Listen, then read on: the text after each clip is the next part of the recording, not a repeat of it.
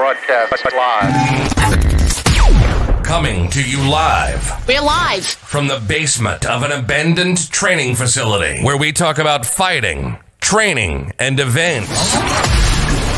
It's the Fight Mixer Show on the Three Beards Podcast, where you can hear about all the local and world combat sports happenings. Get ready. It's time to gear up and square up because we're going live. And now, Broadcasting live. We will broadcast live with Craig, Chris, Austin, and Matt on the Fight Mixer Show.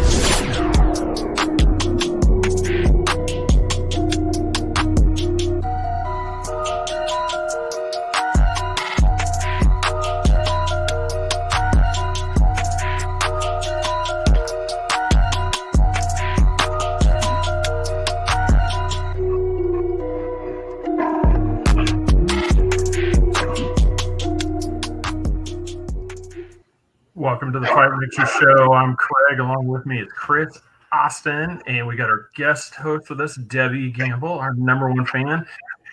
And coming to us live from some hidden bunker in the great state of New Jersey is Mr. David Potter. How are you, sir? What's going on, everybody, you beautiful bearded people? What's going on? No, we're doing good. We're doing good, man. Let's just get right to it. I don't even really know what to introduce you as. I mean, you are a wrestler, an MMA fighter, an announcer, a business owner, a TV personality. You've got a lot going on.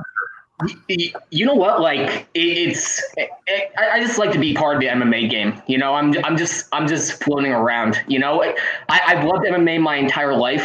You know, my original dream was to be in the UFC, but fantasy is what people want, but reality is what they need. You know, but you know, it started to evolve once MMA got out of the dark ages, because I was a fan back in, you know, the Pride days, and my biggest hero was Kazushi Sakuraba. Before that was Mike Tyson, you know, and I was a fan right when I got out of the womb. Yeah, and, you know, there was nothing else for me. My first video game I ever played was Mike Tyson's Punch-Out. My grandfather was a boxer. My uncle was a boxer. My dad was a wrestler. I wrestled since I was around 6, turning 7.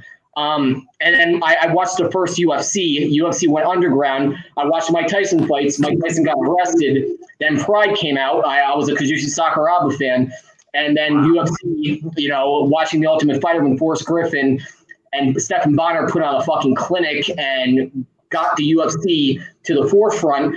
And, you know, by that time, there were so many more options of not just becoming a fighter. And, you know, I was not UFC caliber, to be honest with you, just managing people's expectations. I'm not a UFC caliber fighter, but so many more avenues and options were available where I can start a business, run a business where I can sell MMA gloves and have MMA news articles and interview guys like Daniel Cormier and Phil Grosz-Amiunez and Bas Rutten and interview people at the PFL and like go to like Madison Square Garden and then, you know, do Fightbook MMA on Fight TV and do commentating for Fight Plan TV for ECF. So, you know what? I'm just a guy who likes to be involved with the sport, and you know, I just love the sport, to be honest with you. So, and I'm just happy to be involved with something bigger than me, you know. Oh, that's cool. When I was first looking up, you know, like your stuff on YouTube, I'm waiting to look for this MMA one, and all of a sudden here I am. I'm like, wait a minute. That's like WWE wrestling. I'm like, what is going on here? I'm like, I didn't even notice that part at first. And I'm like, what? I'm like, wait a minute. They're not even hitting each other. I'm like, oh, I see that. So I started doing it. I'm like, okay, this is pretty cool. And not only he's done the real thing, and he's also done the fake slap fighting. I'm like, this is awesome. You know what? Like pro wrestling, going back, I was never a pro wrestling fan. I thought it was fake. I thought it was all bullshit. And then Mike Tyson was incarcerated. UFC was underground. And then all of a sudden I see Mike Tyson refereeing a WWE pay-per-view. And that's how I was able to get into pro wrestling. So, like, you know, I bounced back and forth from MMA and pro wrestling. And, you know, it's been fun. You know, I have an appreciation for both sports. You know, it's all for entertainment. I've always been an entertainer. I always loved entertaining. And, you know, it's something I like to do, you know, and besides commentating, besides being involved in MMA, like being part of pro wrestling is also very, very fun, you know? And they're kind of intertwined too. You know, Brock Lesnar jumps from back and forth. So, like, you know what I'm saying? Yeah. Well, speaking of Brock Lesnar, a couple weeks. It was not a couple weeks. It was last week. We were all kind of talking about it. Austin and Chris were hitting around the idea of going amateur. And I looked at the weight classes. I'm like, hey, Austin, you know how much weight you need to lose? He's like, what are you talking about? Because right now you're in Brock Lesnar's weight class. I'm not ready. I'm not ready for that. You're going to step in the ring thinking you're facing that first guy, like you said, Mike Tyson's Punch Out. You're like, all right, I'm going to fight the Doughboy guy. Yeah. You're like, Brock Lesnar, no. I'm not ready. Is Brock Lesnar even going to come back? I mean, isn't he stuck with WWE? I mean, I think he's retired, right? I don't know if he officially retired from it because he kind of went a little bit the way of Kimbo Slice, where he came in, did some stuff, went away, you know, and then he came back again. I don't know if he's just jumping back and forth. Like when a fight comes in, he shows back up in UFC and does something like that, and then goes back to the WWE. You know, because it's, you know, let's be honest. I mean, you want to talk about a business model. Vince McMahon and the McMahon family have got something there. I mean, you've got this talent pool that you pull from, and guys are jumping back and forth. You know, Dave Bautista. You know, movie star, Rock. You know, you've got Dwayne Johnson does movies like this, and occasionally Vince just calls, "Hey, buddy, I need you to come back for WrestleMania. Come in, just throw a couple dudes around for a little bit. You could even throw me on the mat, you know, smack me around a little bit, give me the people's elbow," and I go, and then all of a sudden we're gonna walk away with a, you know, huge paycheck. And I think that's kind of what Brock Lesnar is doing. I think occasionally Dana White is just like, you know, they finally talk something, and it's like, yeah, we'll throw you on, you know, some cart, and he comes back, but then he disappears again. So I don't know what the story is with him. His last fight, he fought against Mark Hunt, and then right after he pisses hot oil. So I don't even think he can pass a steroid test. And I know that he was in the testing pool, and he got tested negative a bunch of times, but like right after his fight with Mark Hunt, it comes out that he's pissing hot oil. So I don't even know if he can pass a steroid test. So I think MMA might be not an option for him, you know, especially with how stringent drug rules are nowadays. So that could be. And just to let everybody know, Debbie's having technical difficulties right now. It keeps freezing on her. So when we get her in, she'll have questions for you too, because she was doing a little research and she was wanting to get to know you. She's probably about, you know, pretty much anybody in the state of Florida knows, you know, that fights, knows who Debbie is. You know, they see her in the ring, they know her. So it's just, we told her she was helping us get people. So we're like, yeah, you know, we'll bring you on as a guest host. And like I said, yeah, have you talk? Yeah, because more than happy with that. Yeah, man. No, so looks like right now, unless something changes, May 9th is on the schedule. Goddamn. Yeah, really? I mean, yeah, because we were looking at it, you know, and there wasn't anything official, but then ESPN reported it, and then UFC is reporting that it's a done deal. I mean, everybody's coming out saying May 9th, and then they got 2 weeks after that, like 3 weeks in a row, they're going to hold an event.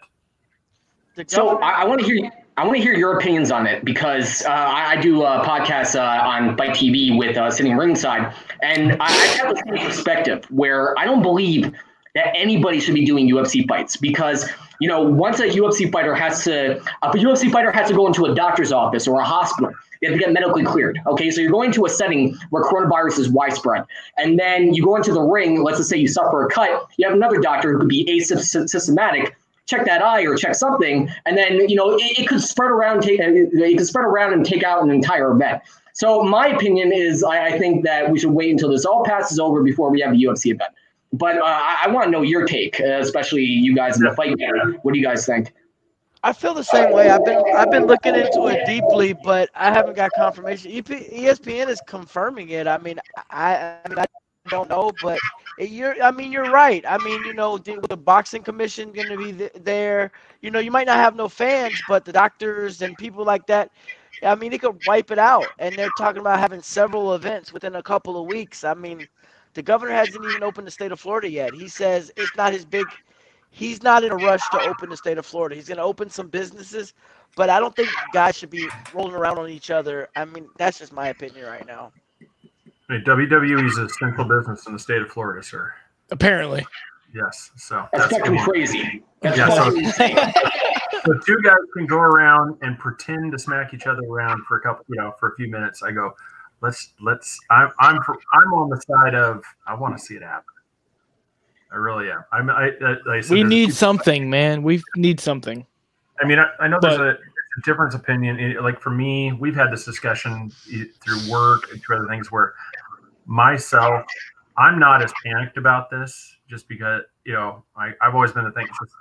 You look at the numbers, flu season, we're not even to the number where we were at with the flu season last year. It's like we don't even have those total cases, and we didn't shut down anything.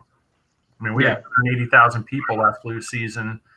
Over 16,000 people died just directly related to having the flu, not from other complications. And we didn't even shut down a 7-Eleven. Really? Yeah, and so now here the coronavirus comes over. Yeah, it's something new, kind of like the swine flu. But if anybody remembers back, I want to say that was 2008. We didn't shut anything down when the swine flu was going around. I mean, I was on a cruise ship for Disney, and we missed a port of call because it was really going rampant in that port of call, and they just didn't want to land the ship, and risk bringing it onto the ship. But we didn't. Airlines didn't shut down. Airlines didn't shut down. Theme park, and nobody shut down, and it was going crazy. But here we have this, and there's people, there's a lot of people getting it, but at the same time, it's just like I've always said, for me, one of these things, especially if you come in, I mean, I don't know if we need to put a strict test, like everybody needs to be tested before they can fight, and then, okay, you're good. I don't know if we can do that, because everybody's got this worry, but I don't know if that would that ease your worries about it? Like I said, if Dana White, ESPN said, okay, everybody involved in this must be tested prior, and if they come out negative, you're good to go. Right. I mean, well, you would think. Does it echo really bad? You would think that with as much money as UFC has, that they would have a doctor, that's like, all right, we're gonna pay you this amount of money. You're just doing UFC. All the weigh-ins, physicals, don't do anything else. We're paying you for this. You would think they would do that. Are they? I don't know. But yeah. I mean, that's the only way I think they would do it. But there she is. Can you hear us? Can you hear us, Debbie? She's on the screen. I don't know if she can hear us. I do not know. Can she hear us? Testing. 1, 2, 3.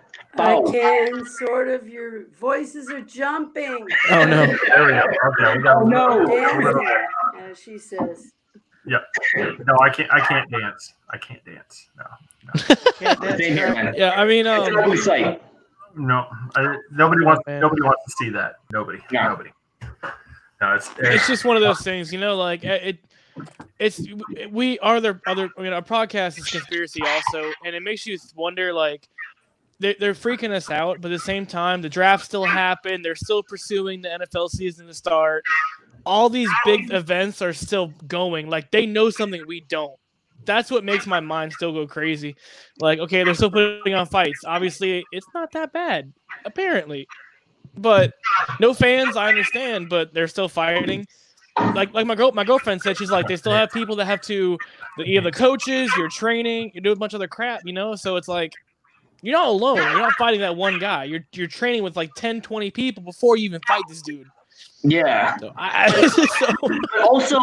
So training with 20, 30 different people. I mean, that's how you put on a good training camp. I mean, training camp for me, and I'm on the Emmy level. So training camp for me will last 4 to 5 months, and I'm training with a multitude of different people. And I'm hopping between New York. I'm going to Hoboken. I'm going to different areas, touching different people, rolling around with different dudes, going in the locker room, which is a cesspool on the match cesspool, getting on flashbacks, And then I'm going to my primary doctor. I'm going to get tested for HIV. I'm getting tested for doing the blood tests and everything like that.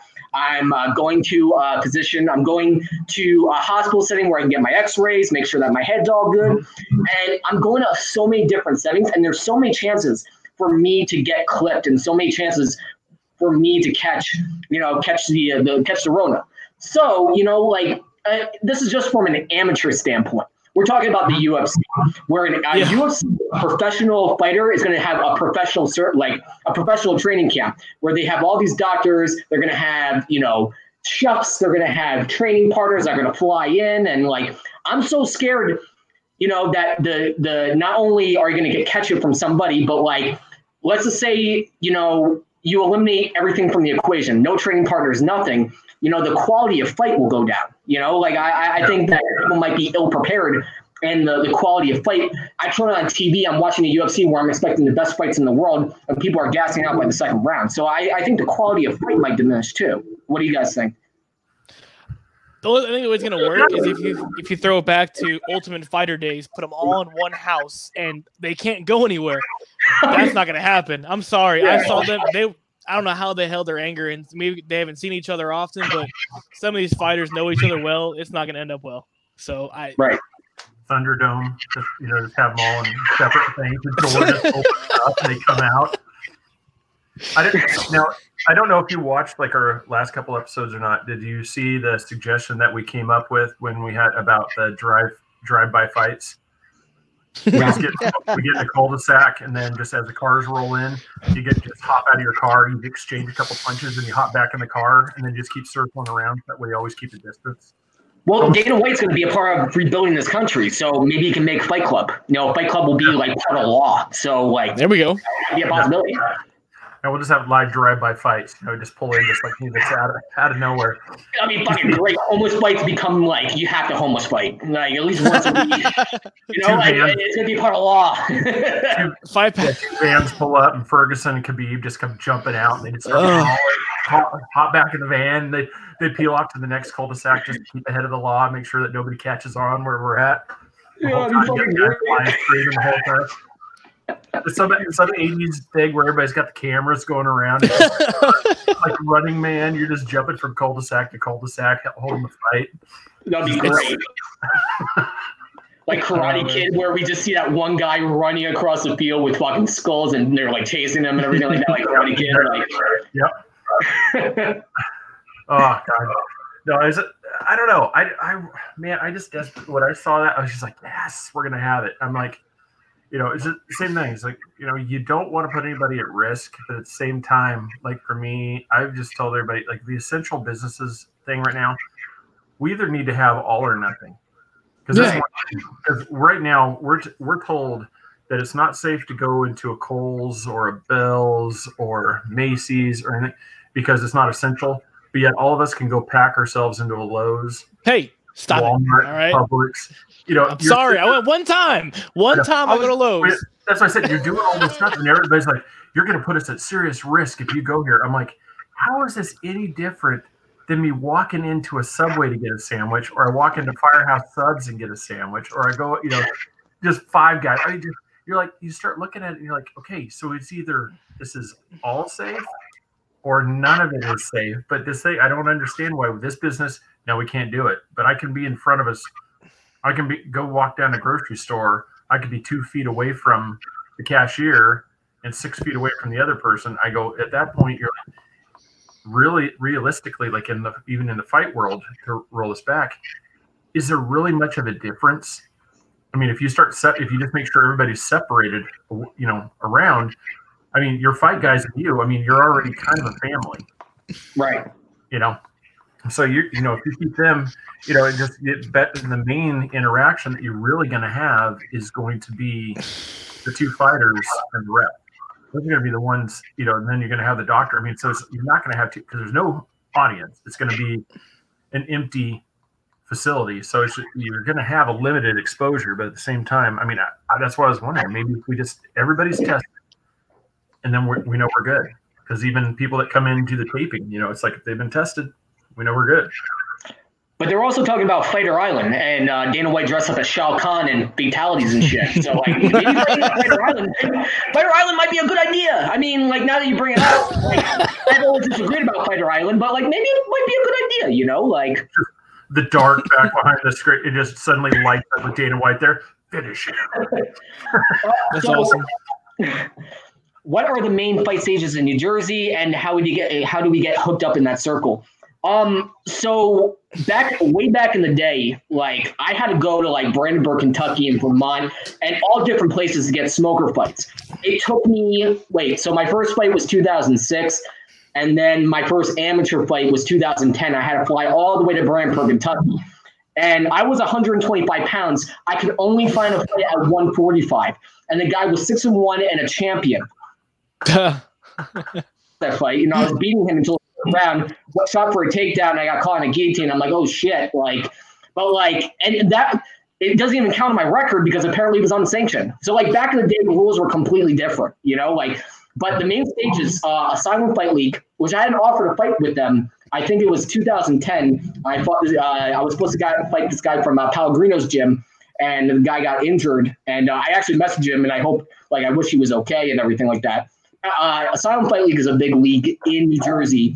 And mostly New York too, because New York got legalized. Like right when New York got legalized, I hadn't fought for 7 years, but I'm like, oh shit, I'm going right back in a training camp so I can fight in New York City because the first fight I ever watched was Muhammad Ali versus Joe Frazier. So the dream was to fight in New York City. So ECF is a big fight league, Triton fights in New York. So the fight scene in New York is booming. New Jersey, I would say like Asylum Fight League and reality fighting. But the fight scene is booming in New York City. So just to answer the question. Well, who doesn't want to be at the likes of MSG? Man. Yeah. That's a square. Just the history in that spot. I mean, everybody would be like, oh yeah, I want to be in there. Oh yeah, dude. But no, it's, Debbie. She just asked. What was your dream fight? With and where?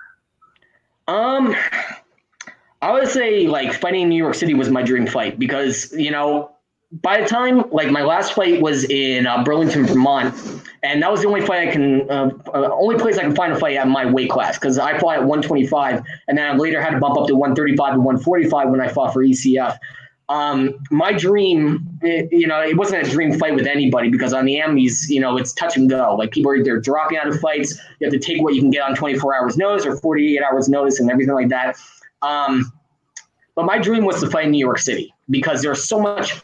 The New York fight scene was just so big to me, and like watching these great fighters like Prince Nassim Hamed fight in New York City, watching that pay-per-view, watching these little guys like make a name for themselves, and everybody wanting to order these fights and watch these fucking little guys, and watching Muhammad Ali versus Joe Frazier, the fight of the century in New York City. So right when New York City got legalized, I'm like, well, this whole stint of not fighting, I'm going right back into training camp, and I'm going right back. I want to fight in New York City. So just fighting in New York City was my dream, and I got to do it. I got to do it twice in 2017.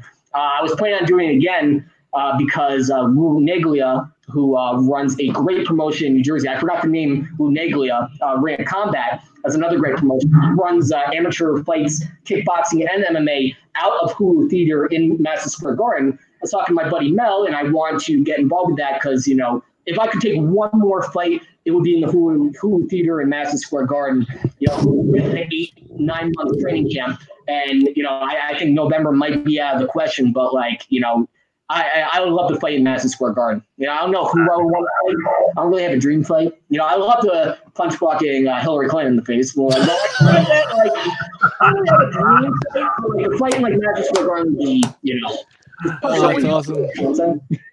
So when you say there's when it got legalized in New York, is there some states that's not governed by a commissioning body? Is there some states that is not legal in?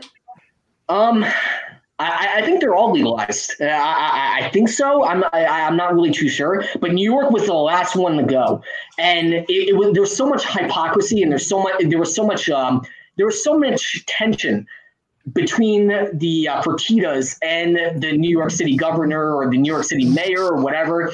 Because Station Casinos was owned by the Fertittas, and there was so much behind the scenes reasoning why New York wasn't legalized for the longest reason. And then, finally he got removed. There was some controversy behind that, and then New York finally got legalized. I think New York was the last state to go. I mean, you guys can correct me if I'm wrong, but I think New York was the last state to get legalized. Sorry. Debbie had another question for you. What gym do you train in, and what's the hardest part before a fight? What is the hardest?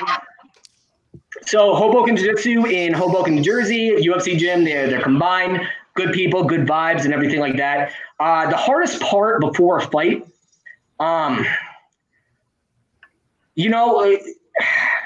hardest part before a fight,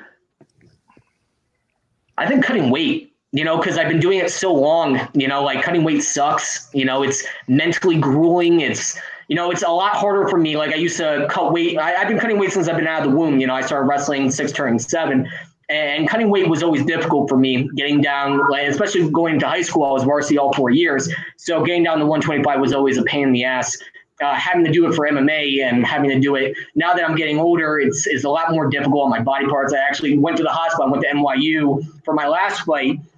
Because pretty much my blood level was so down low. The doctor's like, what the fuck did you eat? I think I'm like, not for 4 days. And they're like, what the fuck are you thinking? Like times have changed too. And like, I think cutting weight, it's like Christmas time for me. I love the MMA game. I love to be a part of something that's bigger than me. I don't care if I win or lose or anything like that. I love to be a part of MMA. It's something that I love and something, fight a capable and willing opponent and, be a part of a crowd and be a part of a fight card and everything like that. But cutting weight has always been a pain in the ass. Fuck cutting weight. It sucks. Bombing us. You're the second guest now that's had a cat photo bomb us. One right behind you. Yeah, my kitty. Yeah. I just noticed that's the second cat that we've had back there. Just There it is. Look at my girl. Her name's Aaliyah. Awesome. A beautiful, majestic kitty. So what do you weigh now? Like 125, 135, somewhere around there? You I am at a quarantined 149 right now. Oh no! Oh no! Oh no! Oh no! You gotta getting that beer belly. Take a fight. Will you take a fight? Will you take a fight at that weight? 145 was my last fight that ended in a draw. So I decided to bump up weight because I fought at 135. So it's such an interesting story because I fought for ECF. So I cut weight to 135 because I walked around at 155 by that time. I cut down to 135, and of course I went to the hospital. It was grueling. It sucked. I hated it. Fuck cutting weight. Cut down to 135. The guy didn't get the medical papers in on time, so we didn't get to fight. He said, "Don't worry about it. So you can fight the following month." So a month and a half later, I got to fight him again. So I gained all the way back, and then I had to cut the weight again. So 135, cutting that weight sucked. It was an absolute nightmare. I had to do it twice. And then, I said, fuck it. I'm going to fight at 145. I fought. The original guy I was supposed to fight actually had an injury. He ended up fighting for Bellator a couple months later. I think his name was Jose or something. I'll get verification on that. And then I fought another guy, Michael Dupree, and I fought him at 145. And then a draw, but I still felt really comfortable at 145. I didn't have to cut weight. It was awesome. Felt great. So 145, I'd definitely be willing to fight at. So. Nice. So are you active?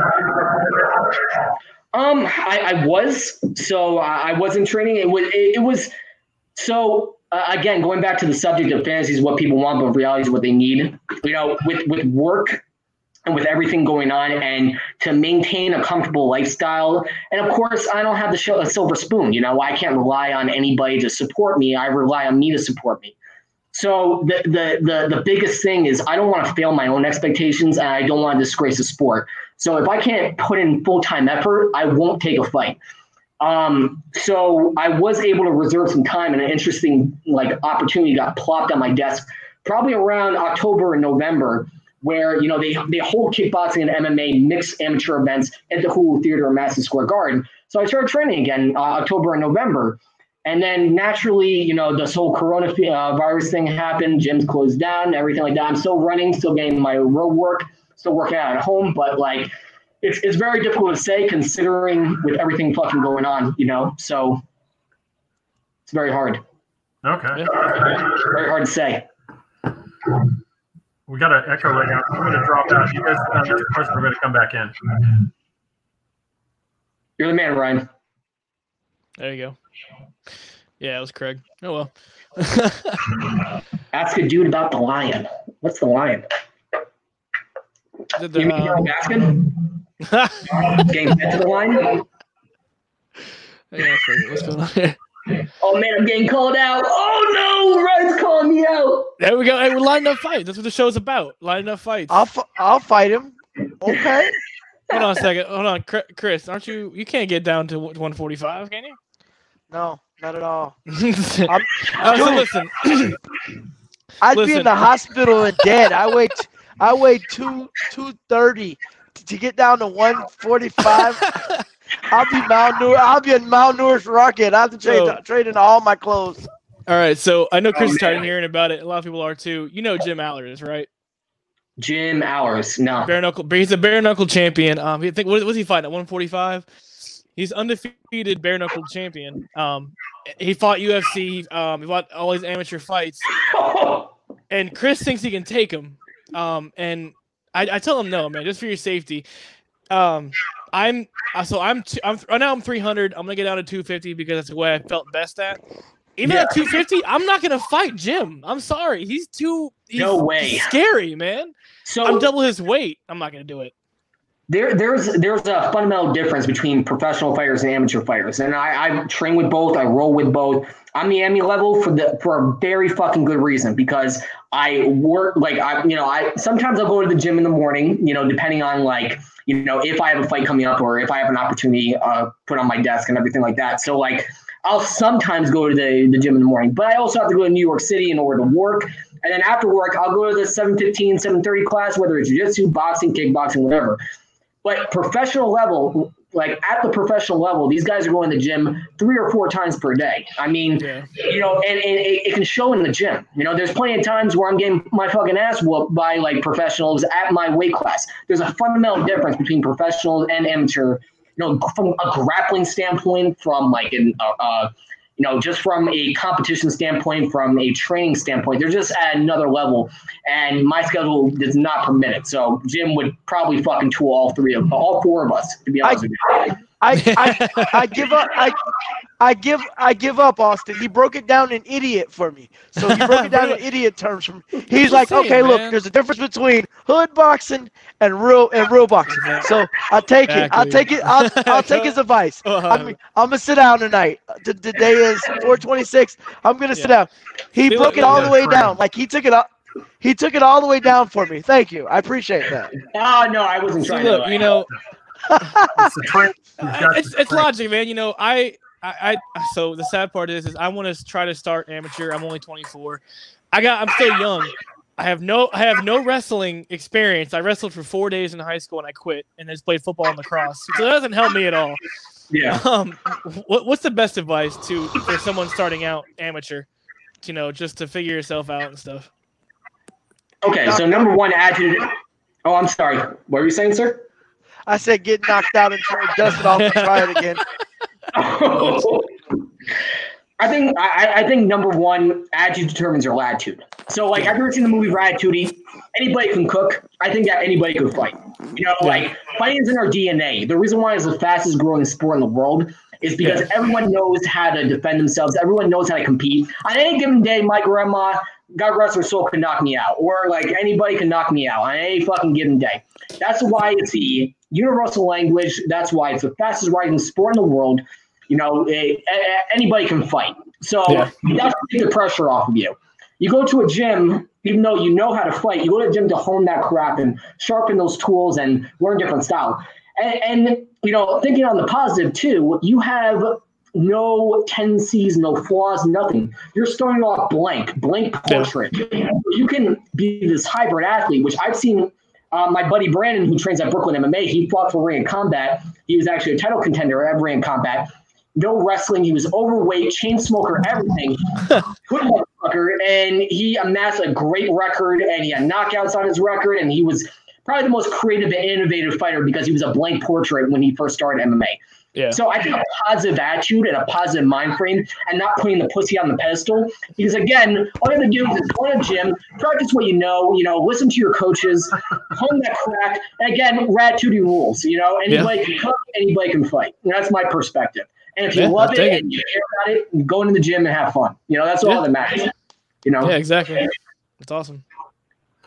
That's been the biggest thing. It's like every time you talked about it, I was telling him, it's like, dude, right now you're gonna get killed. You go training, I'm like, it's gonna take you about 2 to 3 years.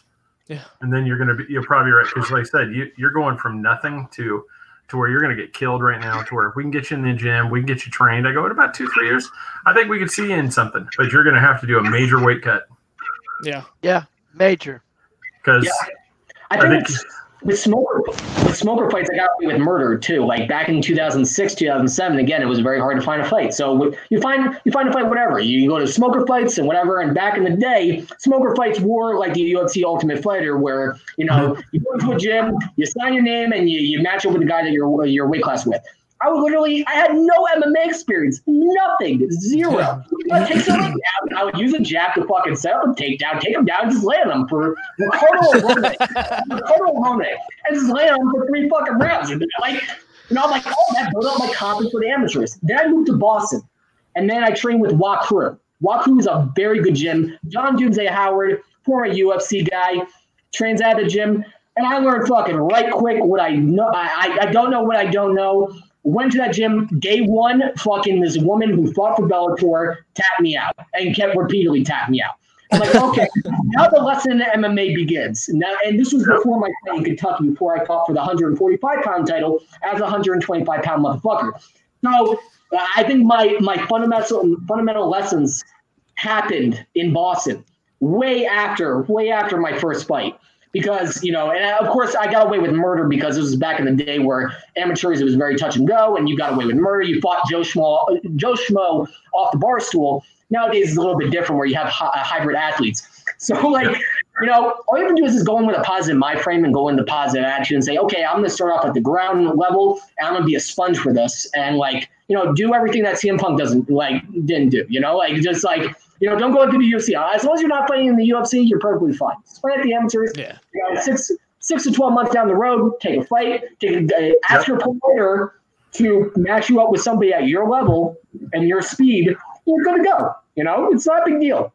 People put a pussy on a pedestal when it comes to MMA. I don't have a depth touch. Look at me. I look like fucking Mickey Mouse. I look like a homeless fifth grader. Depth touch, all right? Sorry, guys. I'm not a tough guy. Sorry. I just love the sport. I love competing.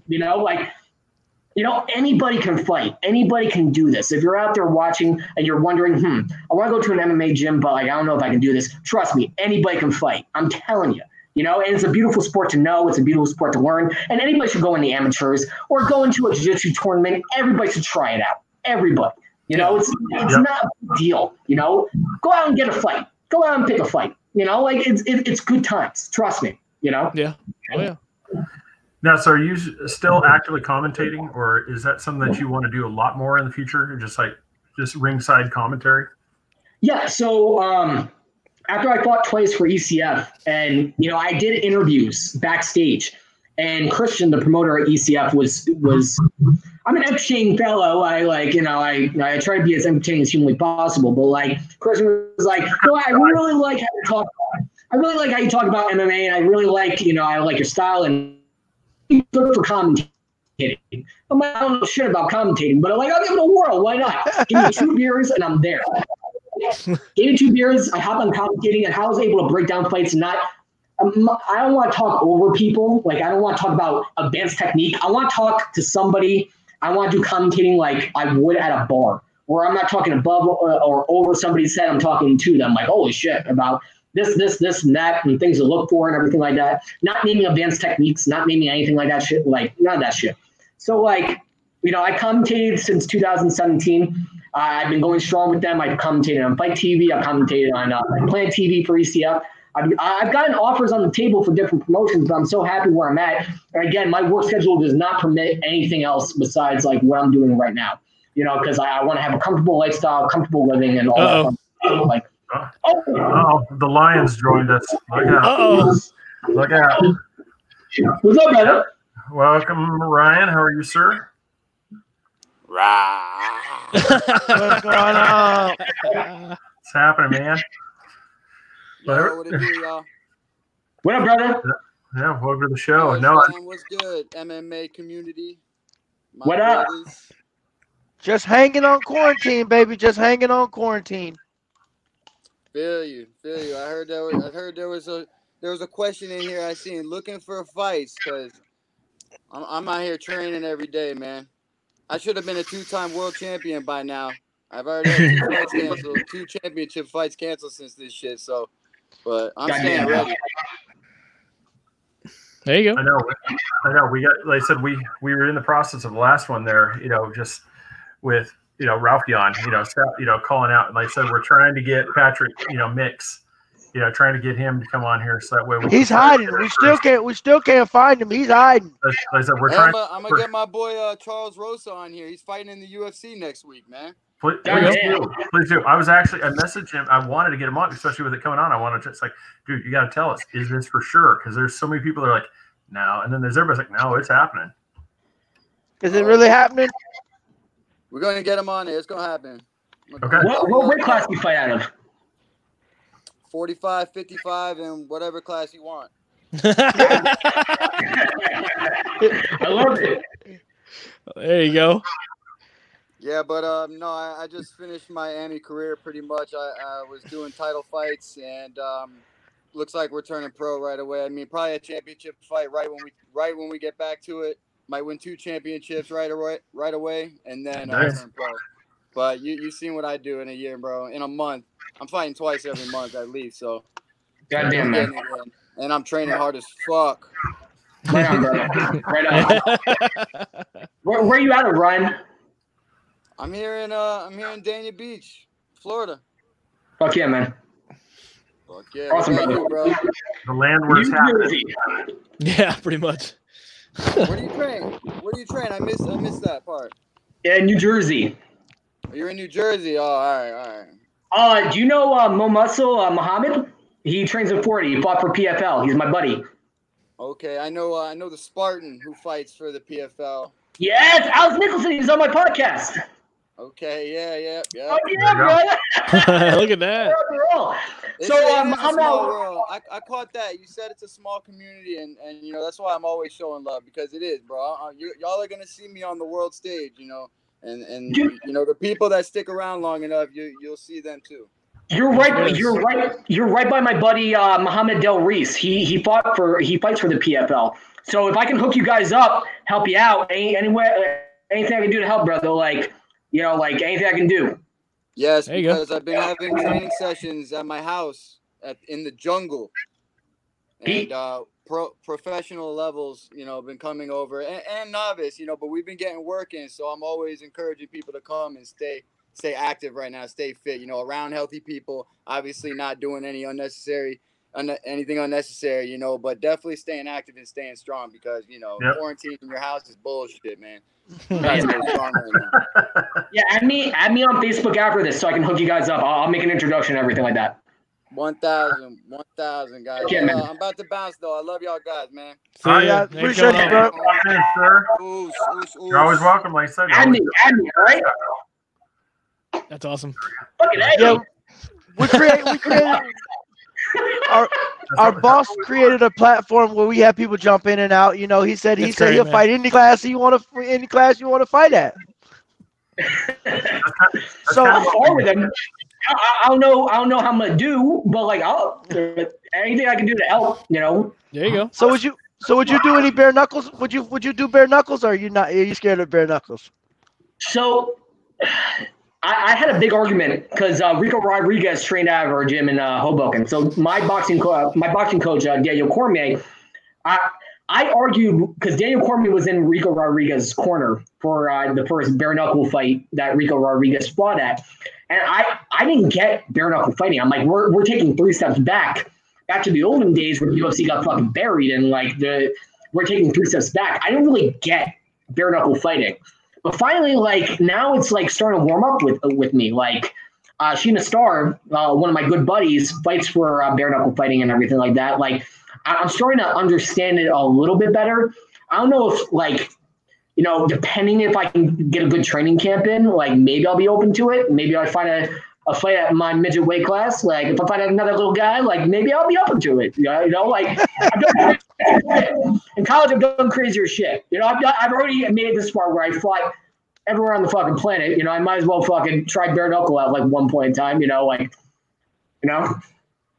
So maybe, depending how drunk I am too. Like, you gotta give me some beer before I do this. You know? That's awesome. Beer eases the pain. Yeah. Yeah, we got a buddy of the program. Oh my We got a god! buddy of the program in Kansas. He said it. He goes, if his pants move, he's going to take that fight. So that said, he's good to go. That does sound good right there.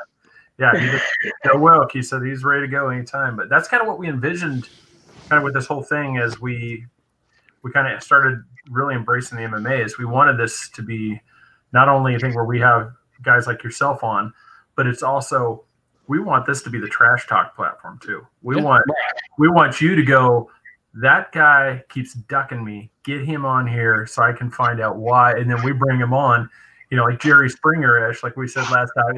Boom, you guys are right on the screen. You guys can hash it out right there. And we could be, you know, we'll be over there egging the whole thing on. Ooh, yeah. Pretty much. So That's what we do. Maybe I'll find a guy I don't like at one point in time, but like, you know, my hero growing up was Kazushi Sakuraba. And Sakuraba sold out the Tokyo Dome just being his entertaining, goofy self. So like, I've never encountered an opponent you know, to be honest with you, I didn't like. You know, all my opponents were great, win or lose. Like, all my opponents were awesome. So like, you know, like, I don't know, maybe I'll find somebody I don't like. Maybe at one point in time. Yeah. So. Well, that's cool though. You know, it's nice to not have those arch rivals that you don't have to worry about running into on the street sometimes. You know, meeting up with him and his boys. And you know what? Like, and I've had on the amateur level, it's more often than not that people drop out. Like, I probably in my career, I probably had 9 to 11 dropouts. You know, like I was supposed to fight for Cage Combat. It's on my wall. I was supposed to fight for Asylum Fight League. I was supposed to fight for different promotions. And like, shit happens and people drop out and everything like that. Like, and when I hear about injury, sickness, whether they're lying or not, or whether they're sick or not, I'll always reach out and I'll say, I hope everything's okay. I hope you're good to go, because I know the struggle, and I know. Especially like going back and a call back to what I was originally talking about, how my schedule was so hectic. I know what it's like to trying to manage a training camp, trying to do what you love and practice your passion, and trying to do this fight shit. You know, it sucks. It's mentally draining, and all you're trying to do is get to that fight. Christmas Day is the fight. I can't wait to get in there. There's no butterflies. I literally have a boner. It went from 6 to midnight just thinking about it. You know, like so, like you know, it's just exciting for me, you know? So, like, I just imagine in my head that person doing the same thing and not being able to get there. Maybe I'm being jaded. Maybe I'm just being a pussy, you know? Like, I look like a 5th grader already. So, like, maybe it's just my 5th grader mindset. But, like, I just see it. I see it from my point of view. Like, I can't wait to get to the fight. I can't wait to get to the fight. And hoping my opponent says the same thing and thinks the same way. I can't imagine anybody backing out trying to fight me. I look like fucking Mickey Mouse. But like, and I never had a beef. Never. No. Actually, in Kentucky, he said at the weigh-ins he was gonna fucking kill me, and I started laughing. As soon as the bell rang, I hit him with a body shot, went for a double leg takedown. That's when I started ground and pounding him for the entire first round. So that's the only time I've really had a beef, to be honest with you. So like, I gotta say, some fight match. You'll be entertained. Yeah, that's the thing. If you ever have anybody like you were just talking there, if you want to facilitate somebody, get them on here, just let us know. Well, I said we'll make a time to get on here, because like I said, that's what we're after. We want to see we want to see the Khabib McGregor type, you know, interaction between guys, you know, just trash talking right here on the screen, and we're just, you know, we'll just be over here, like I said, throwing the popcorn. Just let it happen. Right. Yeah. You know what? I gotta hook you up. With Sheena Starr, and her nickname's the Mob Wife. But both of these two women were fucking going at it. Like, these two women, and they were supposed to fight, and Mayhem Miller got involved. I gotta remind me to message you after the show. I gotta get these two girls on the podcast. You guys will have a fucking field day. Like, someone needs to run these two women. Remind me after this video. Okay. Yeah, we'll message it for sure. Yeah, someone's got to facilitate that shit. Well, sir, we're gonna have to have part 2 with you. That's for sure. That's we'll bring you back on. Yeah. So hopefully you enjoyed it, you know, as much as you were looking forward to. That's like I said, Yeah, it was when we were interacting online there on Facebook. I was like, oh yeah, this is gonna be fun. Yeah, especially with here's somebody we don't even know each other and we're already slamming each other. I go, this is gonna be fun. I'm like, I like this. Yeah, it was like Step Brothers. Like, we become best friends. Like, activities. Did we just become best friends? Yes. Pretty much, yeah. Yeah, you know. You guys are the best. You guys are the best. So Thank you. We'll definitely probably have you on as guest host. Like I said, we'll probably drop you out there. It's just like, hey, you want to come on and just chat with somebody? Like I said, we'll bring you on as well. Fuck yeah, man. Awesome. Well, thank you, sir. Appreciate it. Hey, plug anything else you got going on. Any your thing. Fight wear in your business, plug it. Go ahead and plug it. Okay, so I'll plug my business with DreamLeaguePro.com, where you can read news articles on the podcast. I have a bunch of famous folk, whatever, just shooting the shit about the sport and everything like that. Also, I have clothing. I do my own artwork, all that good stuff. And I have news articles. They're all super funny. Dad jokes for days, just like me. My TV view sitting ringside with the good folks at Fightbook MMA, where I'm on that podcast every Thursday until this quarantine is over. I'll hook you guys up with those guys. You guys can have a lot to talk about, considering you guys are pros in the MMA business and they're pros too. So I'll hook you guys up. ECF, we're going to have another event very soon. It's going to be on Fight Planet TV. I'll be doing commentating. So I'm going to drop some knowledge about MMA and also drop some dad jokes. It'll be great. Me on commentating with 10 to 15 fights. Groovy times. Yeah, that's about it. And hopefully I'll be fighting soon. Hopefully when this all breaks out, I'll be back in the gym, back to work, and I'll be fighting very soon. There you go. What's your best dad joke to end our podcast for tonight?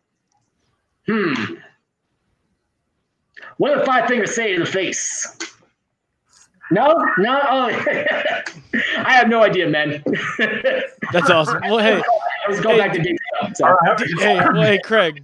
I feel like David would lose a fight, get up from being choked out, and say, "Man, good job, you did good today." I just think that's something he would do. I'm proud of you.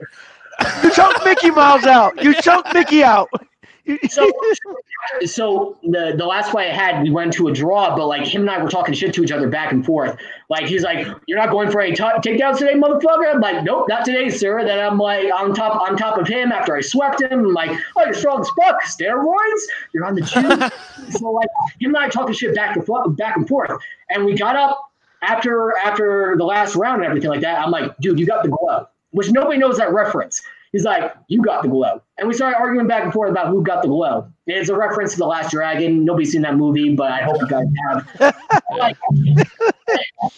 Nevertheless, that's cool. That's awesome. Yes, sir. Thank you so much. Appreciate it. It works. Hey, take care of yourself up there, man. Like I said, stay safe as always. We'll get back to the thing because like I said, the hysteria is going to die down. Everybody's going to get back to the gym and get back to this normal thing. So that keep our fingers crossed that happens shortly. Yeah, stay healthy, guys. Stay healthy, please. You and your family. So for sure. Florida man's trying to lead the way, man. We're trying to be ground zero here, get us back into it. So pretty much. You guys are the best. Awesome. Have a good night, guys. Thank you, sir. See ya. Have a good one. All right. This episode was brought to you by Broad's Beard Care. Go to broadsbeardcare.com. Use promo code 3beards, capital B on that, so you get 20% off, free shipping. Amazing stuff. We all use a product. Yeah, check it out. More stuff. Yeah, we're running low, especially since the farmers market's out. So we're gonna have to order from him as well. Nanny Cakes, Nancy Burke, 407-923-2898. Go to facebook.com, Nanny Cakes 407. Mention us, you're going to get 15% off. Local Central Florida, cake for sure. Outside there, you're just going to have to contact her and talk to her about, possibly how to get to it. Because obviously with shipping, the cake's not going to show up to you like in the picture. So it'll still taste amazing. It just won't look as pretty. Yeah. Debbie, thank you so much for trying to get on. I apologize it wasn't working. We'll try again to get you on as well, because I feel bad you weren't able to get on and ask them the questions you'd come up with, but appreciate you trying. Thanks again for watching. Everybody check us out, 3beardspodcast.com, YouTube, Instagram, Twitter, Facebook. Like, share it, get it out to everybody. Get them, try to get as many people watching this thing so we can get the word out and get some more people. You know, it's cool like David Potter, Debbie Ant, keep getting these people in the community and keep having a great time. So everybody, appreciate it. We will see you hopefully Wednesday. We'll see. We may not have an episode until next Sunday, but we'll see possibly about Wednesday one. But gentlemen, have a good night, and we will talk to you later. See ya.